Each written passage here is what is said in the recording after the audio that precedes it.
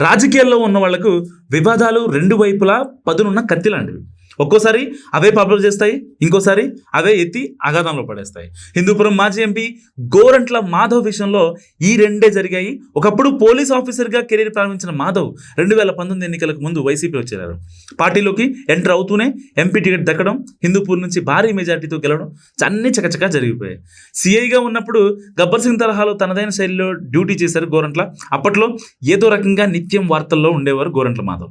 అంతవరకు ఆ వైఖరి గొప్పగానే ఉన్నా హీరోయిజం చూపినా నడిచిపోయింది. కానీ పోలీస్ నుంచి ప్రజాప్రతినిధిగా మారాక కూడా ఆయన వైఖరి మారకపోవడం రకరకాల వివాదాలకు దారితీసింది.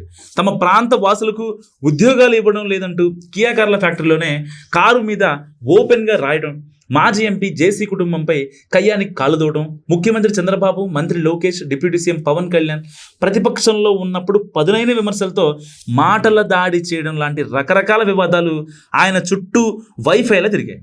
సరే, అవంటే రాజకీయ విమర్శలు ఉనికి కోసం పడే పాటలు అనుకున్నా, వాటన్నింటికీ మించిన మరో వివాదం ఒక రకంగా అంటే గోరంట్ల మాధవ్ రాజకీయ జీవితానికి మరణ శాసనం రాసిందన్న అభిప్రాయం కూడా చాలా మందిలో బలంగా ఉంది. ఎంపీగా ఉన్నప్పుడే బయటకు వచ్చిన మాధవ్ న్యూడ్ వీడియో గల్లీ నుంచి ఢిల్లీ దాకా వైరల్ అయింది. దాని గురించి ఢిల్లీలో ఎంపీల మధ్య కూడా చర్చ జరిగిందంటే ఎంపీ సాబ్ ఏ స్థాయిలో బద్నామయ్యారో అర్థం చేసుకోవచ్చు. ఆ వీడియో ఎఫెక్ట్తోనే చివరకు 2024 సార్వత్రిక ఎన్నికల్లో టికెట్ రాలేదని చెప్పుకుంటారు. టికెట్ రాకున్నా గోరంట్ల మాధవ్ మాత్రం వైసీపీలోనే కొనసాగుతూ వచ్చారు.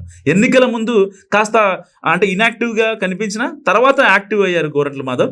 రాప్తాడు కాన్స్టెన్సీలో మాజీ ఎమ్మెల్యే తోపుదుర్తి ప్రకాష్ రెడ్డి యాక్టివ్గా లేని సమయం చూసి మొత్తం కలిదిరిగేశారు మాధవ్. ఇక అక్కడ పాగా వేసే ప్లాన్లో ఉండగానే విషయాన్ని పసిగట్టిన ప్రకాష్ రెడ్డి తిరిగి యాక్టివ్ అయ్యారు. దీంతో రాప్తాడు రహదారి బంద్ అయింది.